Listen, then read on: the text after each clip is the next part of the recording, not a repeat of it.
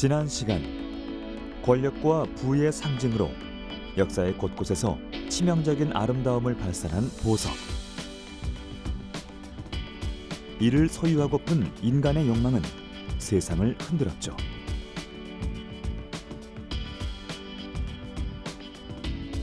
그리고 오늘날에도 그 역사는 계속됩니다. 아름다움을 향한 인간의 본능은 연금술을 거쳐 진짜보다 더 진짜 같은 신보석을 탄생시켰습니다.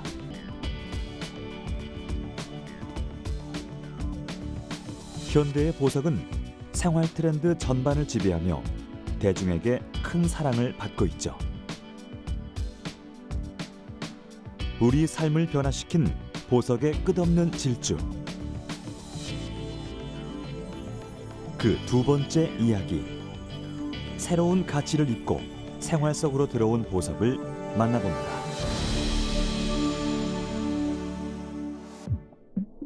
패션을 통해 자신만의 개성을 드러내는 사람들. 이들에겐 한 가지 공통점이 있습니다. 화려한 보석으로 패션을 완성시켰다는 점이죠. 누구나 하나쯤 갖고 있을 만큼 대중적인 아이템이 된 보석. 현대의 보석은 쓰이는 분야도 다양합니다. 경도가 높은 사파이어는 시계나 스마트폰 액정으로 사용되기도 하고, 루비는 레이저의 핵심 부품이기도 하죠.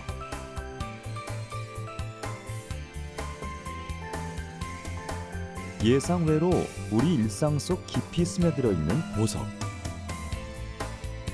과거에는 한정된 사람들만이 소유할 수 있었던 물건이 이렇게 대중화된 이유는 뭘까요? 바로 인간의 욕망 때문입니다. 예전부터 가짜를 진짜 보석으로 만들기 위한 시도들이 굉장히 많이 있었는데요. 이는 연금술사로부터 그 유래를 찾아볼 수가 있습니다. 이 납을 금으로 만들기 위한 시도도 이 연금술사들이 상당히 많이 했고요. 또 숯이라든지 이 흑연을 다이아몬드로 만들기 위해서 많은 시도를 했습니다. 여기 비슷한 모양의 두 개의 보석이 있습니다. 이 중 하나는 진짜, 나머지 한쪽은 가짜입니다. 구분이 힘들 정도로 정말 정교하죠. 진짜보다 더 정교한 가짜는 19세기 말부터 등장하기 시작했습니다. 바로 인공보석이죠. 인공보석은 크게 모조보석과 합성보석으로 나뉩니다. 모조보석은 이미테이션, 즉 모조품이죠. 겉보기엔 천연보석과 유사하지만 플라스틱이나 유리로 만들어졌습니다. 천연보석의 굴절률이나 물리화학적 특성을 찾아보긴 어렵죠. 반면 합성보석은 인간이 인위적으로 만들었다는 점을 제외하면 천연보석과 구분하기 힘들 정도로 그 성분과 특성이 동일합니다. 20세기 초 프랑스의 화학자 베르누이가 루비의 합성에 성공한 이래 연구가 거듭되며 현재는 사파이어, 에메랄드, 터키석 등 다양한 합성 보석이 등장했습니다. 산업 발달과 함께 늘어난 보석의 수요를 감당해야 했기 때문이죠. 기술의 발전은 보석을 대중화의 길로 인도하게 됩니다. 보석의 대중화에 결정적인 단초를 제공한 것은 바로 1차 세계대전입니다.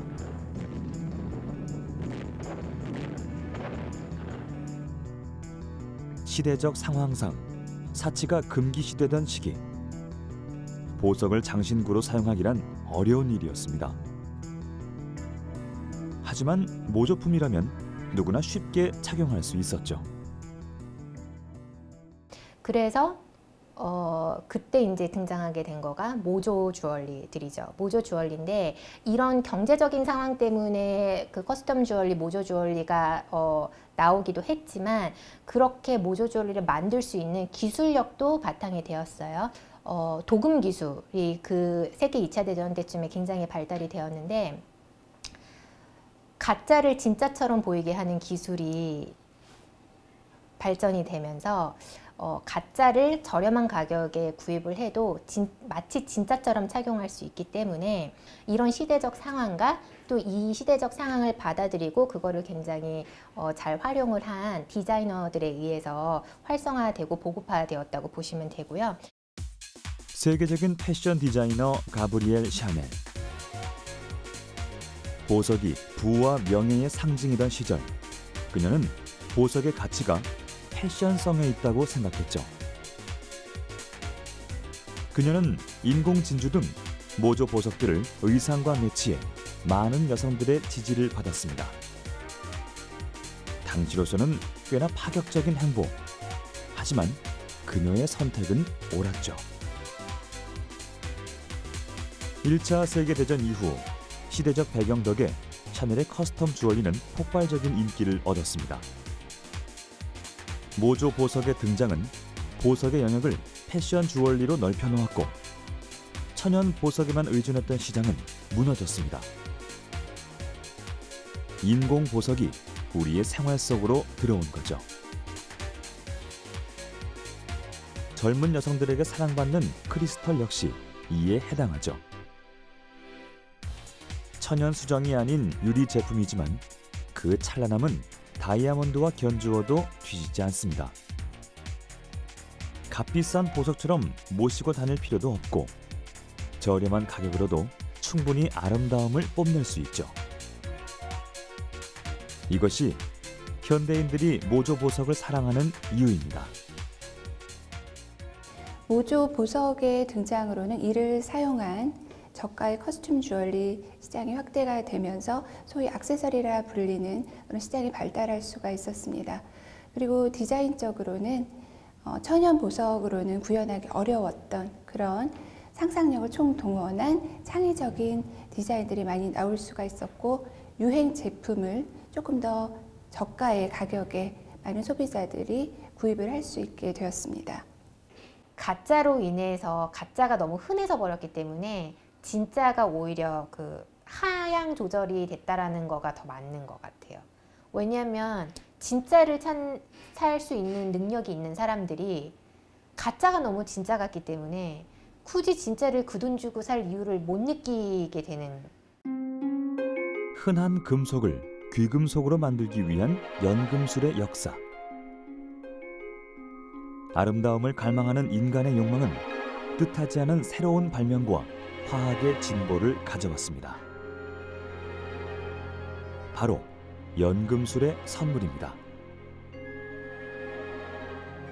전파를 이용해 물질 내부의 모습을 보여주는 엑스레이. 그 원리는 빛보다 큰 에너지로 우리 몸을 투과하는 방사선이죠. 이를 보석에 쪼이면 그 가치가 높아진다는 사실 알고 계신가요? 인기 없는 색상도 최상급의 유색 보석으로 다시 태어납니다. 바로 방사선 처리 기법. 이 현상은 1904년 영국의 과학자 윌리엄 크룩스가 발견했습니다. 무색 다이아몬드에 라듐을 조사하자 귀한 청록색 다이아몬드가 만들어집니다. 그리고 고온을 가하자 원래의 색으로 돌아왔죠. 이 현상을 바탕으로 보석의 색을 자유자재로 바꿀 수 있게 됐습니다. 자연적으로는 매우 희박하게 존재하는 유색 다이아몬드도 쉽게 만들 수 있게 됐죠.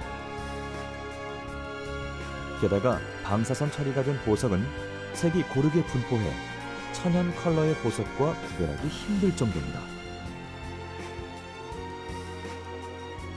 하지만 단점도 존재합니다.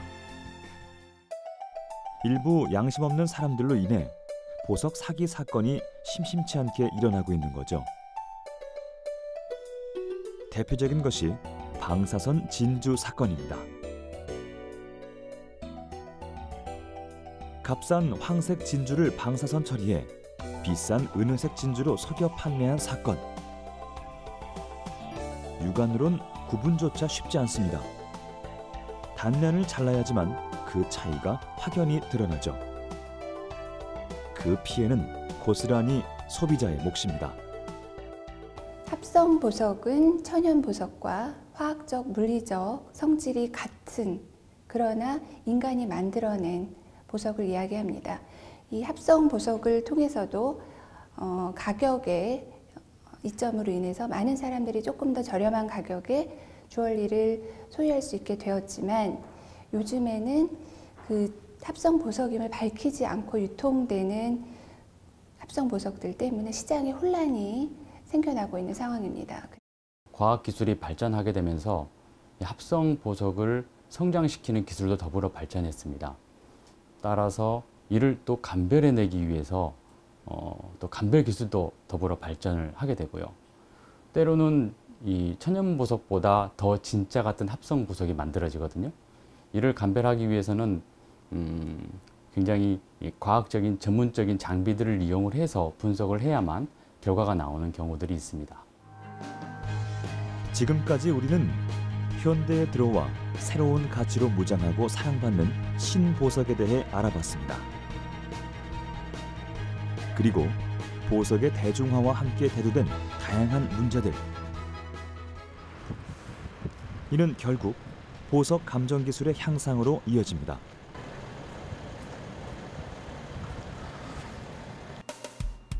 다양한 보석들 중 최고의 가치를 가진 다이아몬드. 그만큼 가장 많은 문의가 들어오는 보석이죠. 진짜와 가짜 다이아몬드는 빛을 투과하는 정도가 다릅니다. 보석 감정에는 자외선을 이용하죠. 테스트 기기에 다이아몬드를 올리면 자외선이 투과돼 합성 또는 방사선 처리 보석인지 감지합니다. 진짜 보석은 등급을 매겨 가치를 평가하죠. 그렇다면 그 기준은 무엇일까요? 다이아몬드의 가치는 캐럿과 투명도, 컬러와 커팅에 의해 결정됩니다. 단어들의 첫 알파벳을 따 포C라 부르죠. 캐럿이 클수록, 내부에 불순물이 없고 투명할수록, 무색에 가까운 색을 띨수록, 비율에 맞춰 얼마나 완벽하게 커팅되는지에 따라 다이아몬드의 가치는 높게 측정됩니다. 그렇다면 다이아몬드 감정 결과는 어떻게 나왔을까요? 확인 결과 최고 등급인 엑설런트를 받았네요. 감정서가 발급된 다이아몬드는 고유한 시리얼 넘버를 부여받죠. 이것이 곧 신분증입니다. 사람의 신원을 확인할 때 유용한 지문처럼 국제적인 감정 등급에 따라 감정서를 발급받은 다이아몬드는 소비자가 안심하고 보석을 구입할 수 있는 지표가 되어줍니다.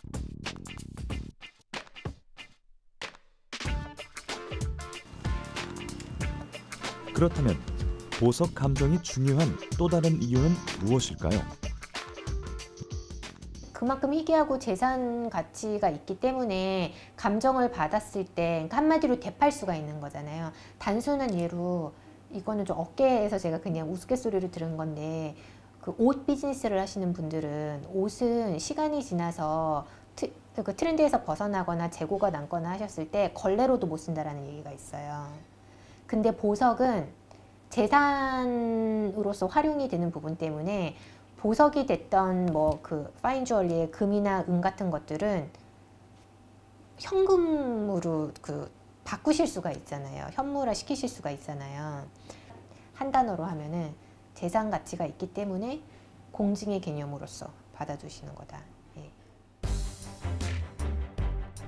우리는 점점 더 대중화되고 생활 속으로 스며든 현대 보석에 대해 알아보고 있습니다. 인공 보석의 등장은 소비자의 선택폭을 넓혔고 보석의 가치가 변화하는 계기가 됐죠. 자, 그럼 이번엔 현대에 와서 인기를 얻고 있는 보석들과 최신 주얼리 트렌드를 살펴보러 가볼까요? 1월 가넷, 3월 아쿠아마린, 6월 진주, 12월 터키석 등 태어난 달을 상징하는 탄생석. 이는 각자의 개성이 넘쳐나는 시대에 나를 표현하는 수단으로 떠오르며 그 수요가 늘고 있습니다. 탄생석을 착용하면 행운이 따른다는 속설도 한몫을 했죠. 멋쟁이라면 보석 레이어드도 빼놓을 수 없습니다. 똑같은 보석이라도 착용 방법에 따라 다른 느낌을 주기 때문이죠. 개성이 중요시되며 보석을 선택하는 기준도 달라지고 있습니다. 이에 따라 마케팅에도 변화가 생겼죠. 보석이 갖고 있는 의미로 스토리텔링하는 마케팅을 많이 하는데요. 탕생석에서 시작해서 여러 가지 의미를 부여한 보석들을 감성적으로 터치하죠. 패션의 완성이 주얼리라고 이야기해도 과언이 아닐 정도로 요즘은 자신을 드러내는 도구로 주얼리를 많이 사용합니다. 이에 주얼리 마케팅 또한 믹스매치를 통해 본인의 개성을 드러낼 수 있고 보석을 쉽게 접할 수 있게 표현하죠. 보석을 소비하던 연령층이 낮아지며 디자인에도 변화가 생겼습니다. 화려하던 디자인은 매일 착용할 수 있도록 심플해졌고 아예 꽃이나 하트처럼 개성을 살려 디자인하기도 하죠. 또 열쇠처럼 특정한 메시지를 상징화한 제품은 커플들 사이에서 인기입니다. 소재 역시 금, 은, 플래티넘 등 점차 다양해지고 있는데요. 그럼에도 불구하고 가장 인기 있는 보석은 무엇일까요?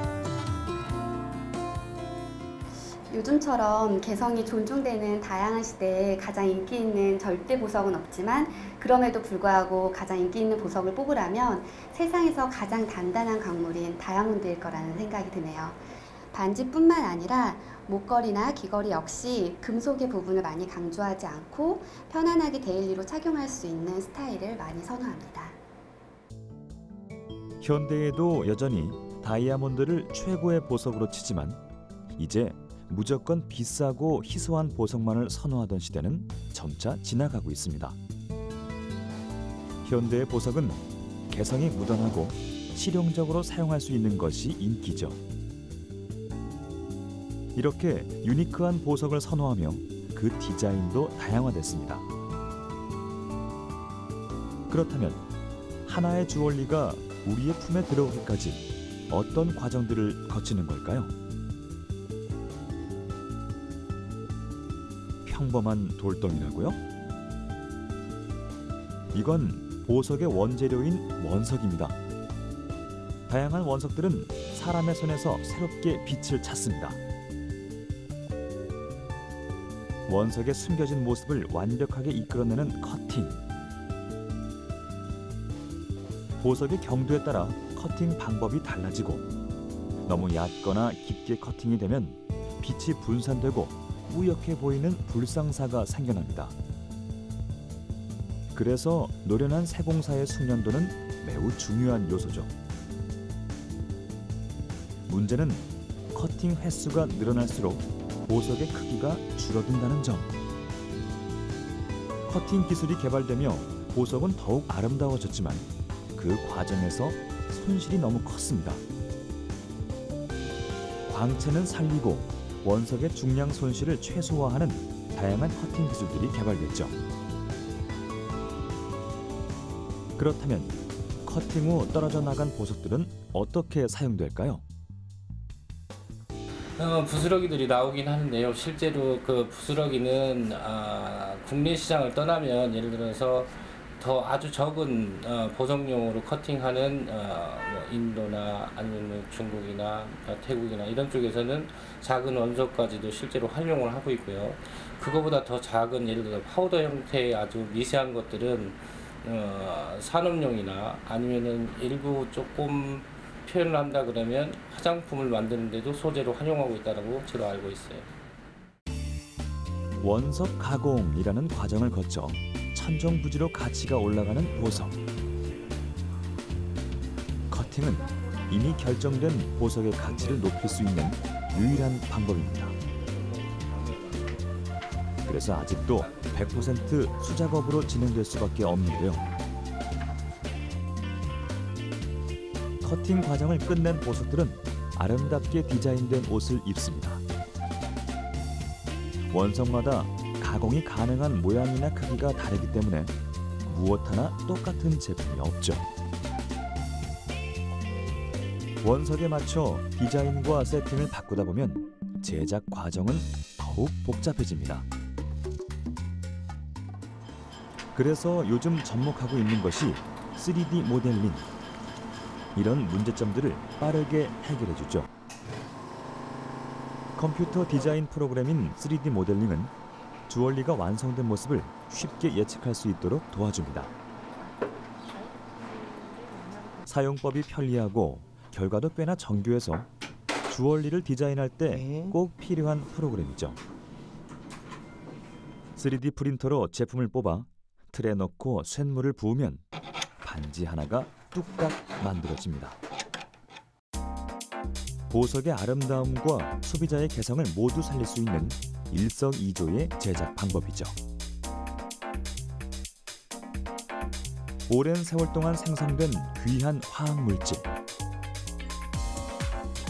그리고 현대판 연금술의 도움을 받아 다양한 가치로 재탄생한 보석. 지금부터는 보석으로 만든 놀라운 발명품들을 소개할까 합니다. 지난 2010년 스위스 제네바에서 열린 경매. 세상을 놀라게 한 보석이 등장했습니다. 평범한 장식 같지만 무려 200년 전 제작된 보석 로봇. 진주알과 루비, 에메랄드 등이 촘촘히 박혀 있죠. 두바이 보석 박람회에 등장한 순금 드레스도 빼놓을 수 없습니다. 금을 종이처럼 얇게 만드는 하이테크 기술로 제작된 드레스. 그 가격만 무려 약 10억 원에 달합니다. 최근 중국에선 보석장이 유행입니다. 아버지의 유골을 보석 결정으로 만들어 장례를 치른 한 남성. 그 이유는 뭘까요? 他跟着我一起就可以去走南闯北了。说实话，以后的话，如果等我走的时候，我的小一辈的话，我希望我也做成这样的一种形式。 이 아름다운 보석이 유골로 만든 다이아몬드라면 믿어지십니까? 사람의 몸은 유기물이며 탄소 성분으로 구성되어 있어 높은 온도로 가열하면 이렇게 아름답게 결정이 됩니다. 그 밖에도 보석을 갈아 넣은 화장품, 보석으로 장식한 고가의 청바지, 그리고 순금 제작 마스크까지. 현대의 보석은 액세서리의 기능을 넘어 폭넓게 활용되고 있습니다. 우리도 모르는 사이에 생활 속 다양한 방면에서 활약하고 있었던 현대의 보석. 우리는 지난 시간 인간의 탐욕으로 인해 세계사까지 바꿨던 보석의 위대한 이야기들을 탐험했습니다. 그리고 현대에 들어와 새로운 가치를 입고 인간을 풍족하게 하는 도구로 재탄생한 보석. 생활, 문화, 과학, 그리고 경제에 이르기까지 보석은 우리 생활 전반에 걸쳐 막대한 영향력을 끼쳤죠. 그렇다면 먼 미래의 보석은 또 어떻게 변할까요? 인간을 유혹하는 보석, 그 불변의 아름다움은 계속됩니다.